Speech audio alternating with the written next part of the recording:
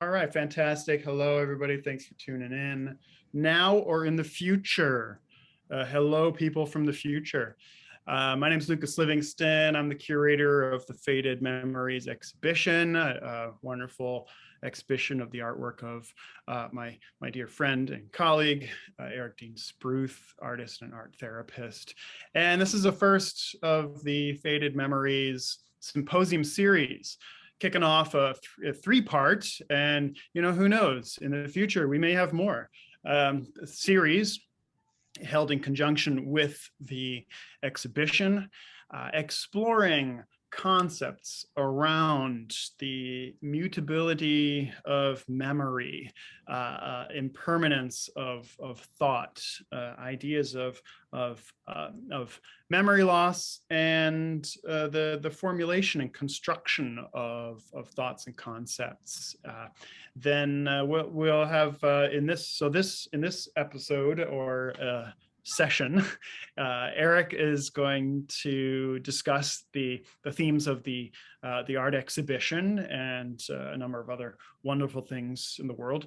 And then in session 2, which happens on Monday, that is, we're going to have Deb Delsinor, another art therapist, who's going to join us to discuss the effect of art making and creativity on our brain chemistry, and as well as specifically addressing aspects of art therapy for individuals with dementia. And then our part 3 of our session series, we're going to have John Kay, who's going to join us to discuss the healthful benefits of art making and creativity for older adults later in life, as a form almost of scrapbooking, or almost, I like to the way just picking bits out of what John was telling me, almost in a sense of visual construct of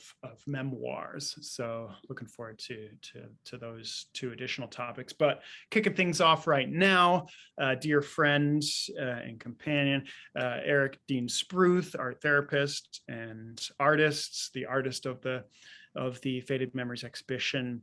And Eric, really glad that we've been working together on this project here, and looking forward to hearing what you have to say about your art and the exhibition, and broadly, generally speaking.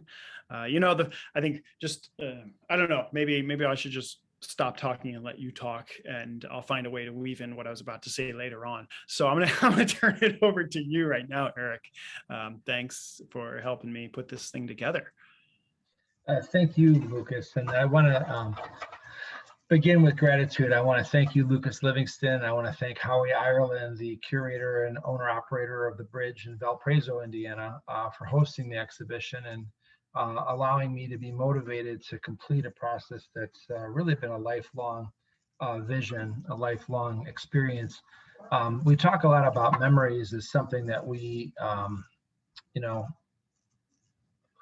generally refer to memories in a way that cherishes or celebrates the things that we carry around in our lives. However, there's a lot of individuals who have had traumatic experiences, very painful life experiences, and the exhibition really ranges to give some context to the word memories on both ends of that spectrum. And I think it's very important for us as individuals, as parents, as community members, as spouses, as family members, to have a sense of commitment to approach the concept of memory as just that, a concept, not a standard.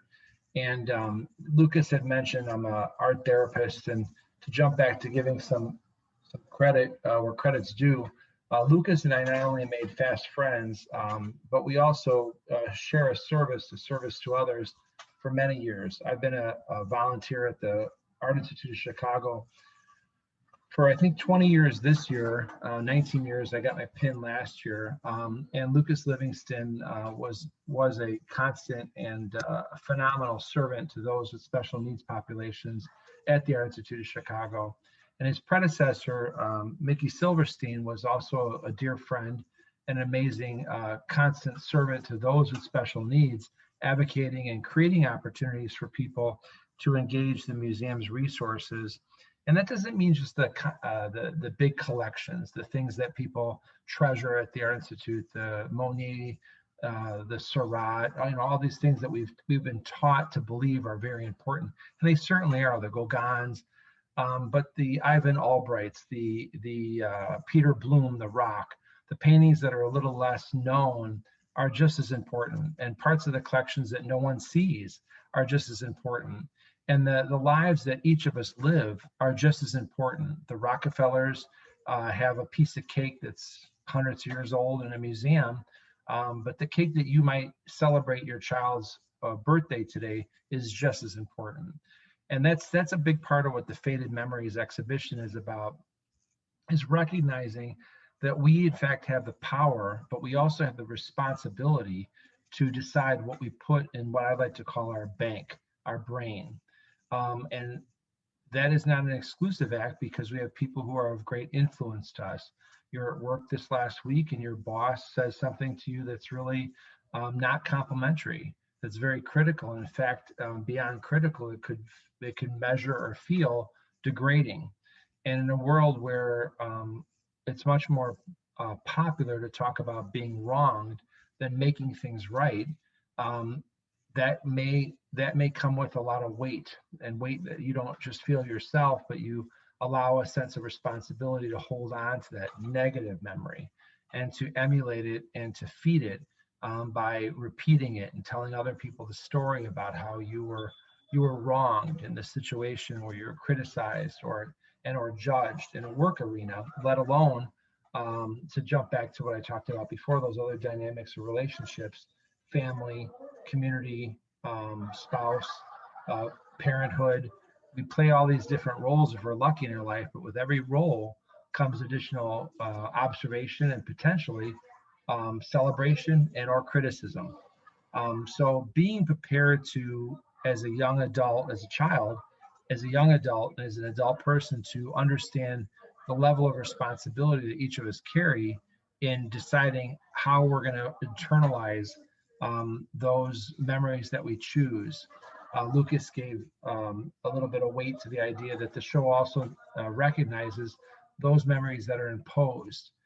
Someone brings up the Art Institute Chicago. I listed a bunch of important artists. Did I hit those pretty reasonably, Lucas?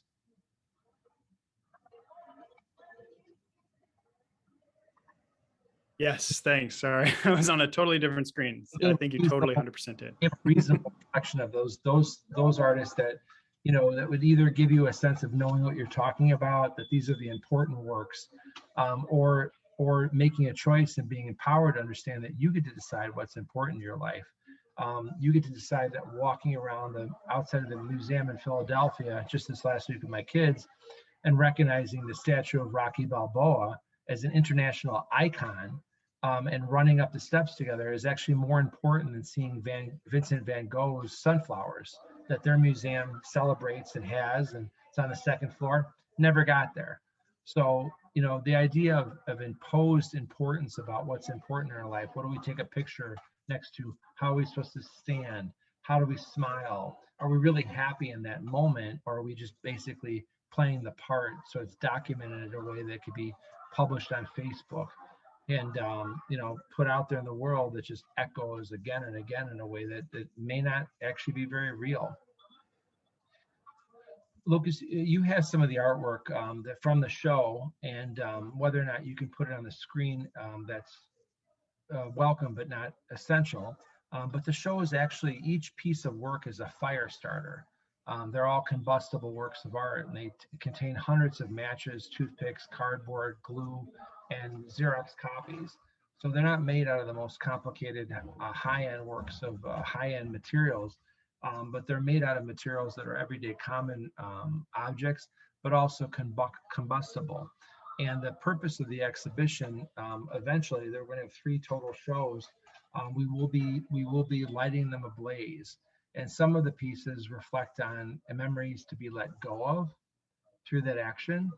And some memories that are incorporated into the show are to be celebrated and further remembered. so if at some point we take a look at those, it's fine. But I'd like to ask our guests that are listening to the show now, and as Lucas said, in the future, welcome to those in the future, to ask yourself in a day, what are some of the things that you see that you take home? And ask yourself, like, in a day, do you have 5, 10, hundreds of memories? And which ones do you select to really celebrate or to emulate? How many of them are real? How many of those are really significant to you? How do you remember people? Do you remember the people themselves or the occasions that you share? So these pieces in the exhibition do a little bit of all those things. This piece that Lucas has on the screen right now, is it up? Yep. This is this piece that celebrates an individual that I'm close with. His name's Bob Serling. And it celebrates not just Bob, but it celebrates 2 different moments that we had shared together. One at the Parkview Grill at 19th and Damon, and another on the catwalk here at my home. But eventually this piece will be lit on fire by Bob, a possible contributor, and myself, and we'll watch it burn. And by doing that, it's an action that will allow us to further remember that moment and to expand our memory of the significance of our times together. If you want to, that's it. Yeah. This is a piece. This is a piece with my children, Drake and Isis. My wife and I have 2 beautiful children, Drake Vaughn and Isis Violet. And this is an occasion, just a little moment in the car at a red light. I'm pretty sure it was a red light. Yeah, I remember it was a red light because the color version was all red. There was a very bright light ahead of us, and just picked up the camera and snapped a shot. And it, like thousands of other times out and about, traveling, adventuring, looking at things, is a great memory that I would choose to hold on to the rest of my life. And we will together light it on fire, and we'll have a volunteer that hopefully made a contribution to the Northwest Alzheimer's Association. The exhibition is intended to raise awareness for the great work that they do at the Indiana Alzheimer's Association, helping people with memory impairment, including dementia, Alzheimer's, and a variety of other circumstances that could be as a result of trauma. So this is a simple piece, but you can see the matches there. Should go up pretty quick. Mm-hmm. And then there's other memories and situations that, given an opportunity, and again, we have that responsibility, and we do have the opportunity to let go of. So this is a memory that I have of a situation where a lot of advice was given by an individual, and not the greatest advice on the planet, and just really letting it go, letting that situation go creatively. I don't know if you want to explain it at all, but what does this piece of technology mean within the work? It's a memory card with a conversation that'll also be dismantled. That's great. I mean, I love that. The idea of putting a memory card, and we talk about memory, we throw around the word memory, and it means completely different things when you're talking about computers versus humans, but at the same time, it's still fundamentally a similar concept. I mean, that's why we anthropologize. I'm sure I got that word wrong. I like it. Anthropomorphize computers. Yeah. So, and other inanimate objects, just to be able to comprehend, put it in terms of our own reckoning. So the idea of inserting a piece of computer memory into your memory piece, I think is wonderful. Well, thank you, Lucas. And also, I think creatively, the whole point of the show was to ask more questions than we had answers for, and to leave our viewing audience really thinking about a great many things, including how much time we spend documenting and holding things in other memory banks versus our own, in a way that I think in a contemporary basis, you think about like Ray Bradbury, Fahrenheit 451, and the fact that in the future, according to his creative perspectives, all these amazing books could not exist, that governments would actually impose restrictions on documents and books, and people on the storyline had to become the book. So they had to memorize an entire book. And that's an action that includes the use of your brain, your body, your spirit, and a commitment. And nowadays we document so many things, but we just put them in some other memory bank, and we really don't work at making them what we are. And a good question I think to ask is, how often do you access those memories? People say, well, what do you do with all these pictures you take? What do you do with all of them? I review them on a regular basis. I edit them. I do creative collages with them, and celebrate the things that are worth celebrating. And in this case, letting go of things that are worth letting go of. Enough's enough. You just got to move forward. Yeah. Can you I mean, I think. I mean, I think it's just real quick, and that idea is, there's so much more beauty than when we take it for granted. The parallels between like memory of our human consciousness and memory of a computer, the idea of a short-term and long-term memory. And yeah, what happens to all the memory in your computer hard drive when it becomes corrupted? It doesn't vanish. It's still there. It's just not accessible and readable. Likewise, I think in concepts in the ideas of dementia and memory loss, our stored memories remain intact conceivably, and it's just a matter of figuring out the right triggers and protocols to be able to access them. So yeah, interesting stuff. Cool. Yeah, and like this is a piece of a phenomenal family friend, Tom Cernick, who invited us to his home. This is photographs taken in his home. And if you look closely, where the darkest point in this, off to the left center, there's an image of my daughter, Isis Violet, who enthusiastically woke up that morning, and her brother, my son, Drake Vaughn, to the far right.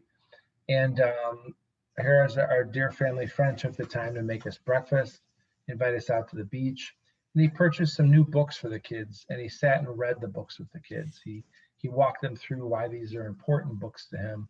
And after that was all done, they were very excited about playing this game with the steel ball that's depicted as it was proportionally photographed, but much larger proportionally in the actual composition.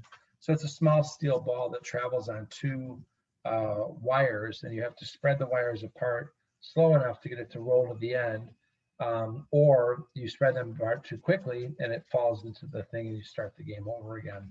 And I created this collage to celebrate Tom and the legacy and longevity he's had as an influence in my children's life, Drake and Isis. And I asked them both if they remembered this day, and they didn't initially, but as they looked at this piece and I continued to develop it, a magical thing happened. They did remember the day. They remembered the book, they remembered being there for breakfast, and they remembered playing that ball game.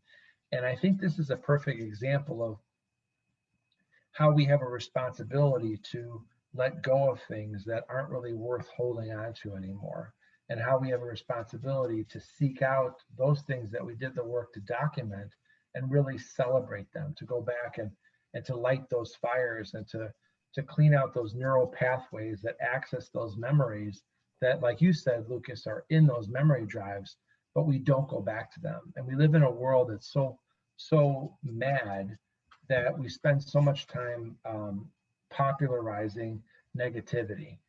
It's so much easier to talk about something that went wrong in life than to celebrate something that went right. And there's so many memories in a children's life that are really worth helping them hold on to and to celebrate. And there's nothing delusional or wrong or false about it. It's making choices.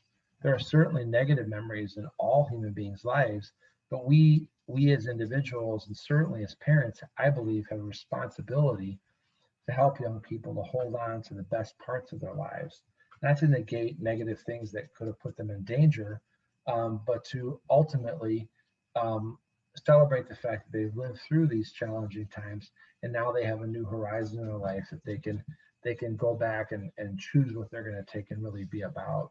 So I was delighted through this exercise that they actually remembered these moments. And part of the show recognizes artificially imposed or artificially internalized memories. And I don't really know what to say about that. I really don't. It's something I struggle with, and I think to myself about quite a bit. There's a phenomenal movie I saw when I was about 15 or 20 years old called Blade Runner, um, the original Blade Runner. And thank God the second part 2 Blade Runner was just as good. But these androids, one in particular, Roy, had all these memories inside his robot body. But as artificial intelligence was developed to be successful, they realized that these computers needed more than just being told what to do, needed more than just to follow the algorithms of a given circumstance, whether they were fighting a war or propagating farms or whatever these androids in the movie were doing that humans didn't want to do, or someone realized having robots do this work would be less of a liability, less of a cost for me than dealing with the problems of human beings engaging in agriculture, engaging in war. But the androids or the robot people needed more. They needed a consciousness. They needed a motivation to realize that they were going back to something. So they imposed these memories of mothers, of fathers, of homes, of childhood experiences to keep those, even the machines, motivated. So if creatively that could somehow be true in a movie, a phenomenal story like Blade Runner, and the second one was just as good, then how could that not be true or real in our own lives, in our children's lives? So this is one of my favorite pieces in the show because it was effective to help celebrate a person, Tom Sturnick, an occasion, him buying books and inviting Drake and I over for breakfast and actually spending time with them. There was no cell phone involved. It was a steel ball and 2 wires that successfully engaged our laughter, our sincerity, our endless attempts to get the ball to travel from one end to the other. And ultimately, none of us could do it. We didn't do it. And these are the moments that I think are really worth celebrating and carrying around in our lives, not the times that we felt embarrassed or criticized or hurt. And even those situations, you have to ask yourself how much of that comes from the actual moment, or how much of that is an echoing effect of the instabilities that were created by other negative experiences that an individual may have chose to keep holding on to. And how does that affect their current life?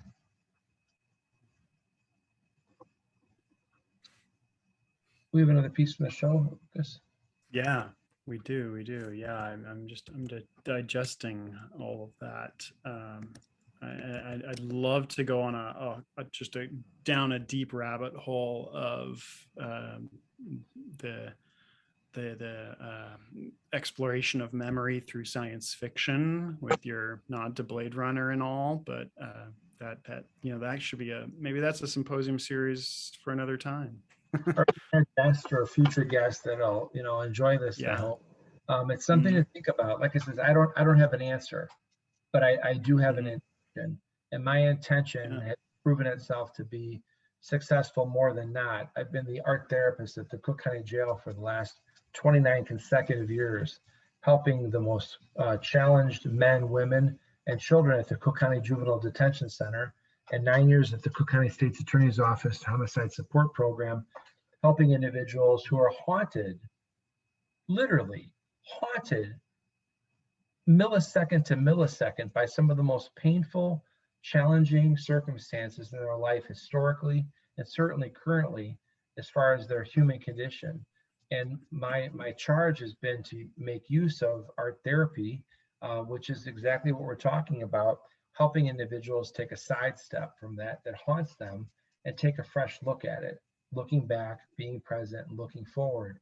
For the state's attorney's office, helping individuals make memorial candles and understand the common practice amongst all people through all history of lighting a fire in honor of that is good, that is challenging, that is bad, that is indifferent, and the effectiveness of getting people to take that sidestep through simple processes that are available to each of us every day. whether it's during your commute or during your time you make breakfast for your children, or you're celebrating personal hygiene. These practices can be spiritual, they can be powerful, and they can be purposeful, or they could just be more moments of our life, more seconds and minutes that just pass to get through the next moment, which will be another moment of just getting through the next moment. My buddy Bob, the piece I made, the first piece you saw, told me early on, when my wife and I were celebrating our family, you have 10,800 minutes a week. You have 10,800 minutes a week, Eric. And how you spend those minutes is up to you. And when people deprive you of that time, remember that the time will pass that your children will no longer have interest or be available to you guys. So take advantage of every minute, take every minute seriously, and celebrate those minutes because they never come back. That not only affected my parenthood or being a spouse, but it significantly has affected my practice as an art therapist. And it's not a story; it's a reality. It's not a story that we tell; it's a reality that we weave, that we choose to engage. And those who don't engage that reality, I don't witness them doing as well as people who do engage the creative process, including believing beyond something that is there in front of you, and holding on to the magic moments in our life. This piece here is of a dear friend, Sharon, who in this particular moment, we shared an amazing conversation.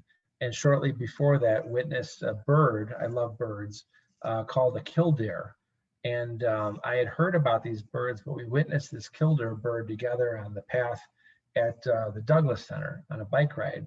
And it's a very odd bird. It's an animal, but it has a consciousness that has developed an internalized trickery of being a nuisance. So these birds could lay their eggs anywhere in hiding, like most birds. They could hang low, like lots of other animals that don't get eaten as much as those who are out and about. But this bird chooses to create its nest in areas that are well populated, like soccer fields, football fields. You'll see them if you go to like a stadium, an open area, or on paths. And in this case, on the path at the Douglas Center, the old railroad path, and they not only make one nest, they make three nests. Two are decoys, and one is real. And they occupy their time jumping from nest to nest, pretending that they're all real. And in the event that a perpetrator comes by, or some person or thing, coyote, fox, they run to the wrong nest, the fake nest, and then they pretend they have a broken wing. So this bird has adapted itself to represent itself as being injured or wounded, and it waddles away from the false nest as the potential perpetrator or person who wants to eat it, the fox, the coyote, and then it takes off. And then the animal is so confused it doesn't even think about going back to try to find these other fake nests. So I was so impressed by this bird, and it's a human-like behavior of trickery and deceit and acting. I had a killdeer feather put on me. So here it was, just one little bike ride with a dear friend, enjoying some open space and witnessing the theatrics of this bird. It could all be gone, but through the act of making this piece, which will also be burned by Sharon, myself, and hopefully a contributor to the Indiana Alzheimer's Association, $35 gets you a chance to light these and others on fire. And the new pieces, no one's seen them yet, but they incorporate an obnoxious investment of fireworks. So they're actually explosive, the new series that's coming through for the next show. But for $35, you could be a part of igniting these pieces or blowing up the new ones that are in the works. And this is a piece that represents a moment that could have very easily been forgotten. It very easily could be put aside, or to be real and honest, let's say I'll just say it. There was moments within the context of this bike ride and conversations that were full of uncertainty or nervousness, or maybe a feeling of being judged. And it'd be just as easy to, as a human being in my human experience, to have grabbed one of those moments. not literally, but metaphorically or literally in my mind, grab one of those moments and really, really not celebrated, but degraded the amazing time that took place that day, degraded it by holding on to that negativity, repeating it in my head, building questions, building fixed false beliefs, which is a terrible human experience. The mind, building and creating fixed false beliefs that then ultimately become truths. Very easily could have happened, but in this case, thank God, I made a choice to celebrate the magic of a shared moment, being in nature and witnessing part of nature that was pretty remarkable.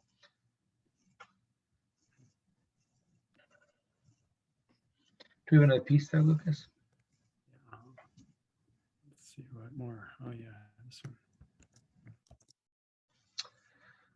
So this is also a dear friend, Jason Stasek, a great father, great husband, great member of our community, and a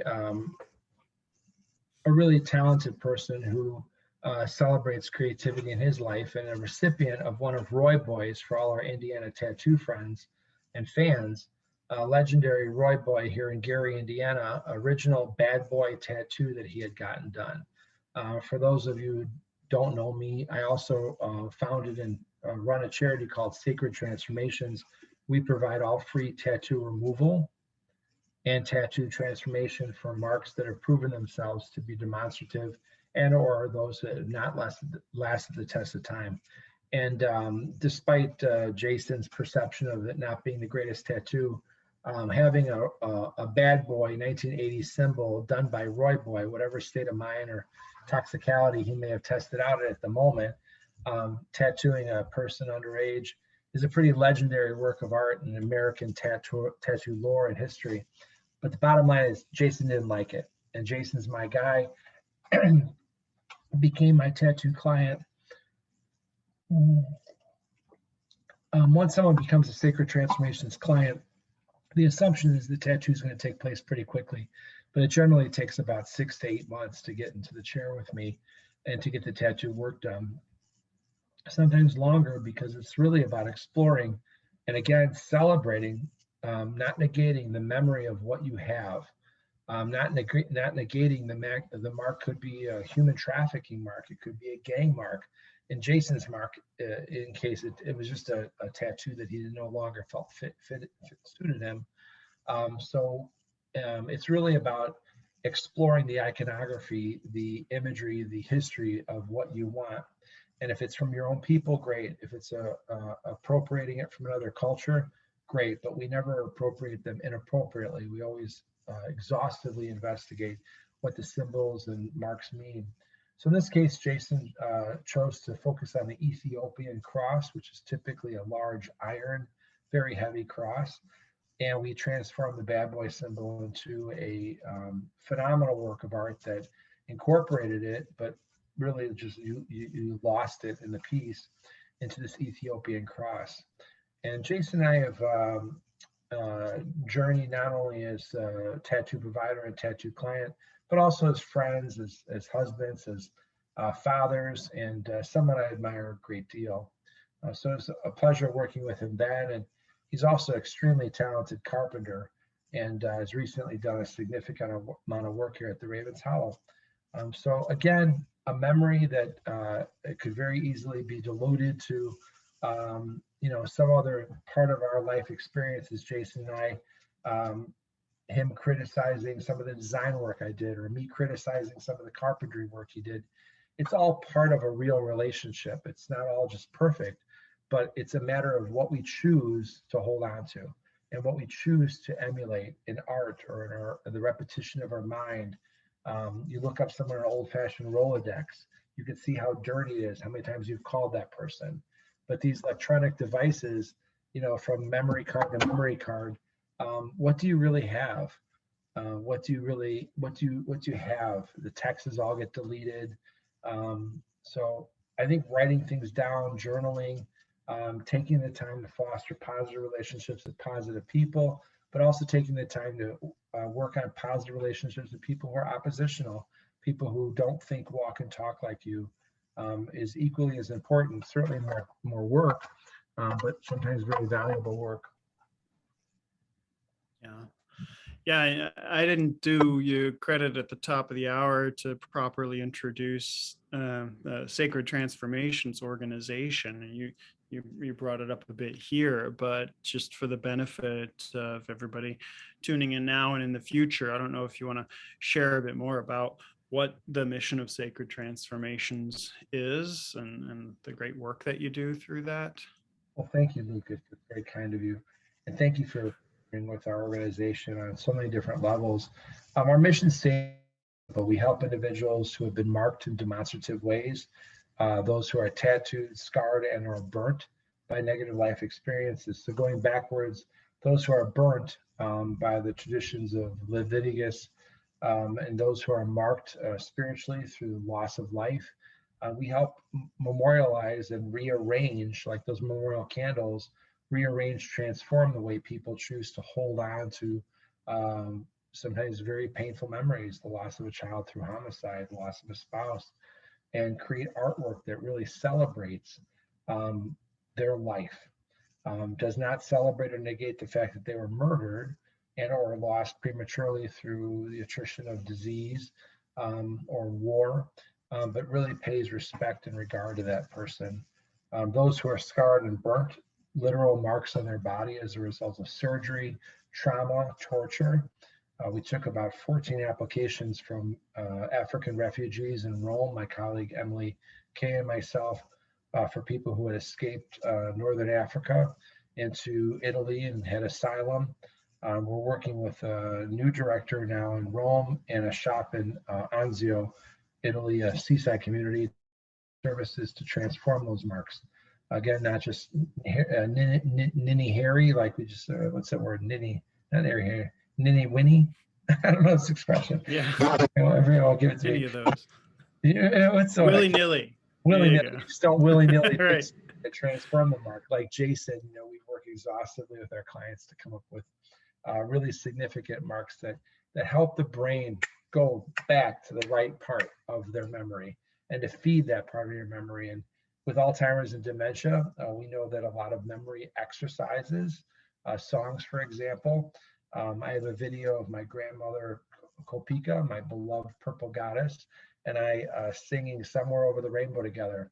Not a word. She didn't miss a word. But if you asked her what was for breakfast and stuff, it's gone.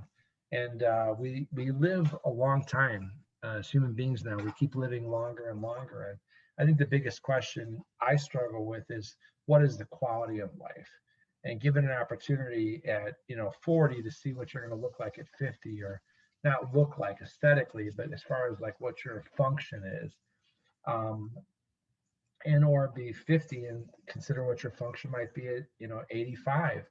And ask yourself, what will the quality of life be, and what can you do to prepare yourself to enjoy and to engage what might consider to be a step down from what you work so hard to become. All the things you stuck in your brain that someone told you were important, that allowed you to function professionally or function as a parent, applying theory of some child, adolescent, theoretical principles on how to raise a kid. What is it you end up holding on to? And I hope, at our best, we hold on to the best parts of our life, and we celebrate those by helping others, including our own kids or the kid in our friends, the kid in our family, to really hold on to those memories. Working with a lot of individuals with dementia and Alzheimer's and just general aging, as an art therapist who asked what our mission at Sacred has been, it's pretty broad. I spent a year and a half at the Lexington Healthcare facility on Tuesdays and Thursdays volunteering with 21 adults at the end stages of their life, in a nursing home, that they were, they entered with probably all loving intentions from family members. In this country, once you become incontinent, you're basically going to get locked up. You could be loose as a goose, but once you can't control your bowels, you're going to be somewhere else. In most cases, some families are powerful.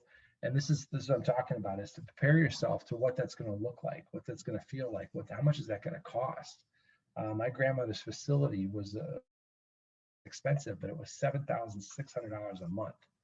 So just ask yourself, not now, but maybe in an hour, like you're driving in the car, what would that come up with $7,600 a month for a family member who maybe has a bank, but how long is that money going to last? But going back to the Lexington Healthcare Center, I spent a year and a half there, 21 adults, and by the year and a half, they had all passed. But we all engaged in my poetry therapy sessions, which is also a part of Sacred, also part of my art therapy practice. And, you know, the fragments of what people remember put together, woven collectively, the collective poets of Lexington Healthcare, the collective poets of all these different organizations I'm honored to be a small part of, really allowed those people to be respected and regarded in a way that was appropriate. These are individuals who fought in World War II. Harry, Lottie, who traveled the United States coast to coast with her husband after he came back from the war on a Harley Davidson they bought. And they bought salt and pepper shakers in every state, and they mailed them back to themselves. They raised their kids. Their kids went to college. Their kids were successful. And those kids sold those salt and pepper shakers at a garage sale for nothing. And Lottie was furious. I was with her when she passed away, and she was still pissed off about those salt and pepper shakers because they meant a lot to her. They weren't just objects. They were memories. They were things that brought her back to each of those occasions with her beloved husband. Crystal, who came on a boat to the United States and had her baby on a boat after escaping the Nazi war camps.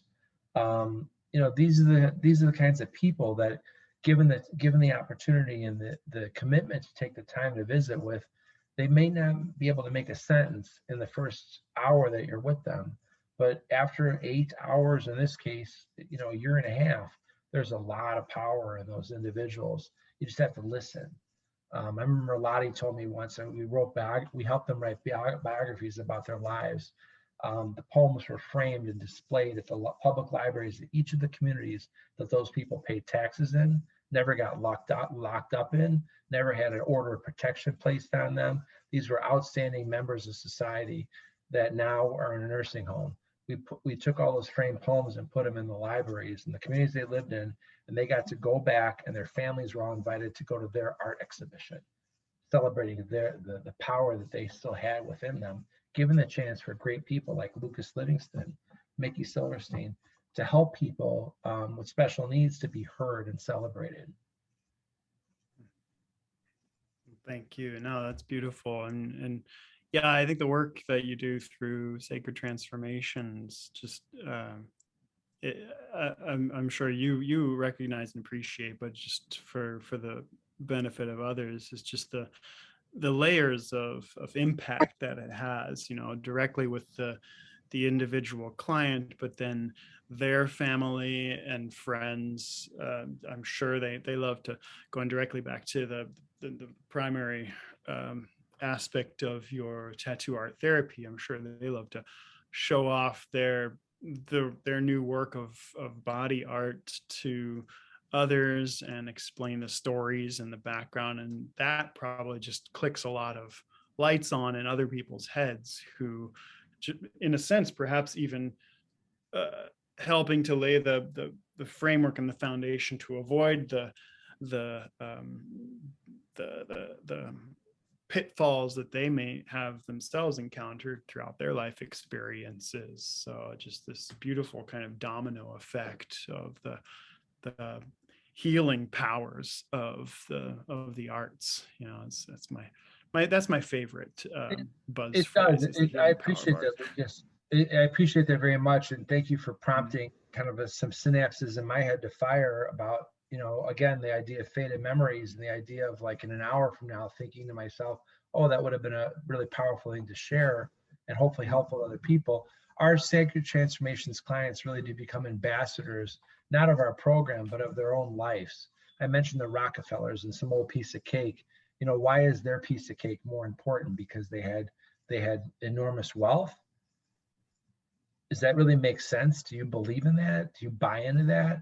We buy into it every day and appropriately. And our Sacred Transformations clients really become ambassadors of their own lives. And it's not about negating what they were, whether they were gang members, victims of human trafficking, victims of domestic violence, or victims of themselves. These are people, I work with a lot of women who cut themselves up, self-injurious behavior, what's the compulsion for them to do that is an act to feel their body, maybe as a result of childhood trauma or molestations. It's all the stories are different, but just being generally numb. But in the spirit of Maya Angelou, who, you know, is an amazing poet who never denied her engagements with prostitutions and drug dealing, but became a poet laureate, spoke at the White House. One of my favorite Maya Angelou quotes is, I painted it 11 feet on a wall at the Department of Women's Justice Services, a huge mural we did. It's not what you call me, it's what I answer to. And once someone calls you an inmate, once someone calls you a mentally ill person, once someone calls you, they criticize you. It's reasonable to be criticized in our life. We've all been criticized, but unfortunately, it's an extraordinary act to accept that criticism. And then, as my sensei, Reverend Ogui from the Midwest Buddhist Temple would say, let it go, let it go. And that's the trickery of this show. That's the trickery of Faded Memories, is you can let them go, or you can hold on to them. And that action is a teeter-totter that's really up to you. And if you engage in too much of holding on to the negativity, you're in trouble, and the people around you are in trouble. And it's not what you call me, it's what I answer to, is choosing not to internalize sometimes societal or personal family, spouses, even your own kids. I was skateboarding with my daughter, and I wiped out after doing pretty well. And she came up on me, bloody chin, bloody hand, and she leaned over me and says, maybe you two are too old for this. And that's a reasonable observation. She cares and loves her dad, but it's not the person I want to be in that moment, but it's what took place. And I could choose to say to myself, she loves me and she cares enough about me not to want me to see me be injured. Or I could internalize that somehow I'm not man enough, or father enough, or skateboarder enough. Simple little example. They're both still there, but I choose to emulate and to celebrate the fact that she loved me then and she loves me now. And that's what goes on in every moment in our lives. And it's not what you call me, it's what I answer to, is a moment-to-moment experience. And unfortunately, a big part of the pains that we feel are what we're answering to. And those are our own self-demonstrative, internalized thoughts that kind of just go over and over and over in our heads, depending on our stability. But I've seen some of the most allegedly unstable, some of the most unreachable individuals in my weekly practice of poetry therapy at the Juvenile Detention Center find their voice, celebrate their ability to see good in themselves and to see good in the world around them, and then work for it. Even if it's just a myth, a little myth of believing in themselves, it can be done. Think of Buzz Lightyear, to infinity and beyond, right? He made a choice to either just end up being another plastic toy or continue to develop a consciousness, a reality, a perception of himself that was extraordinary. We all have that power. That seems like that's where most speeches should end, is with Buzz Lightyear. Think of a plastic toy. I love it. That's great. We still have how many more images do we have here? There's a lot of art. There's 4 or 5. We may or may not get through all of them, but that's all good. That's beautiful. This piece here is a piece I made of one of my attorneys. This is the renowned Ricky Halperin. Rick was an amazing man, a dear friend of another dear friend of mine, Shelley Engel. Both served in the war. And I understand that Mr. Halperin at some point had a bullet put in him that couldn't be taken out. And despite that, he came back and went to John Marshall Law School and became one of the nation's top criminal defense attorneys. And I think about Rick every day, and I think about him joining my team in a little circumstance that, not little, a pretty big crossroads in my life, and how he stepped up and did his job, did a great job. Very colorful, very amazing person. And I really appreciate Rick. God bless you in heaven. He ended his life shortly after our work together. So I made this piece in his honor, and it'll be lit on fire by myself. And I have a special friend I think is going to help light that one up. But again, for $35, a contribution to the Indiana Alzheimer's Association, you could be a part of igniting these pieces and or some of the new pieces, being a part of watching them explode. This is an amazing couple and good family friends. And just to leave this one kind of simply put, a time in the rain as parents celebrating our children, engaging in setting up a campsite here in the 61st National Park, versus doing what's so easy to do in this world. You make all these great plans and you spend all your time canceling them because of conditions, because of personalities, because of circumstances. And we had promised our kids a walk in the 61st National Park. We promised we would bring equipment and set it up and have a picnic, and it was raining. It was every reasonable circumstance that someone would say, well, let's not do that, we'll plan another day, and ultimately never do it. We did it, and we had such a memorable day. So this piece is really about celebrating the fact that we pushed through all the easy little reasons not to do something that day, and our kids have extraordinary memories. And actually we got in trouble because we were in a part of the national park you're not supposed to be in, so we got busted, and that's pretty exciting. We had the thermoses, the cheese. There we were in the rain. Beautiful. I really like the kind of the layering effect, the three-dimensionality that you add to each of these images. I don't want to overanalyze or anything, but I don't know if you have anything to say about your thoughts behind how you chose to cut things up and layer them and why. Thank you. The mechanics of the collage work are pretty simple. They say if you blink your eyes in a given situation, like right now, or maybe after viewing this, you spend some time with someone special, you blink your eyes, you're literally taking pictures in your mind. Your mind grabs those, blinks every time you blink.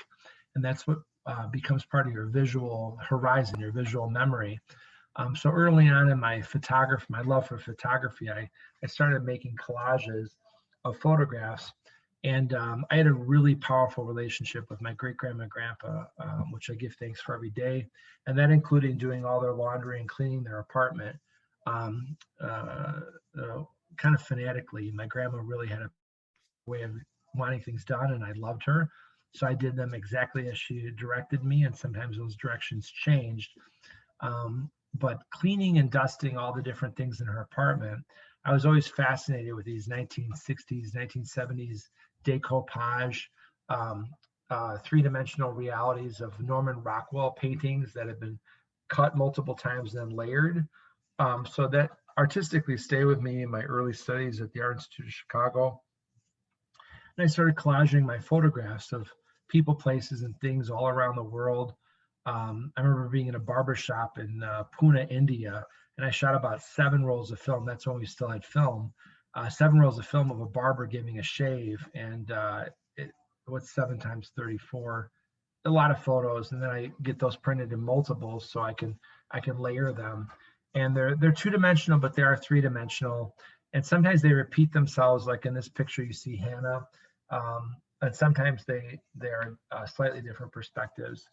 But I think they take the mind back into a moment in a pretty magical way. I hope I answered your question. This is Howie, Ireland. Maybe a good place to stop. How are we doing on time, Lucas? Yeah, absolutely. No, I think, we're under no pressures whatsoever. So, but yeah, if this is a place to stop. I mean, a beautiful capstone here with Howie. Yeah, it was 2 to 3, right? Right. Absolutely. Okay, so it's just before 3 o'clock. This is Howie, Ireland. Howie, Ireland is the owner-operator of the Bridge in Valparaiso, Indiana, a gallery that's dedicated to doing something different. And Howie has been very consistent to do something different. He hosted a huge event in honor of individuals, children in particular, with autism. A huge, very creative event in Maryville at a very unique site with all these big walls and graffiti. It was a phenomenal night, live band, and it's one of many, many things he's put together, including helping host a show curated by Lucas Livingston that's meant to hopefully have more answers than more questions than answers, to provoke through the arts an engagement of thinking about what we think about, what we put in our minds. And this is a very flammable piece that Howie and I will light, along with a potential donor, $35. You could be a part of igniting these pieces or exploding pieces, and just make a contribution to the Indiana Alzheimer's Association. Howie's the guy who puts others first. He puts creativity first. And I say that before himself. He's someone I admire. He's the shaggy man from the original Frank Baum's Wizard of Oz. He's a magic soul who every day works tirelessly to make cool things happen for other people. So if you haven't checked out his gallery or this show, be sure to stop by. And we are working tirelessly to restore a building here on Lake Street, 288 South Lake Street, Gary, Indiana. If you want to learn more about it, maybe we can include a link for our building called The Bridge as well, and our tattoo museum.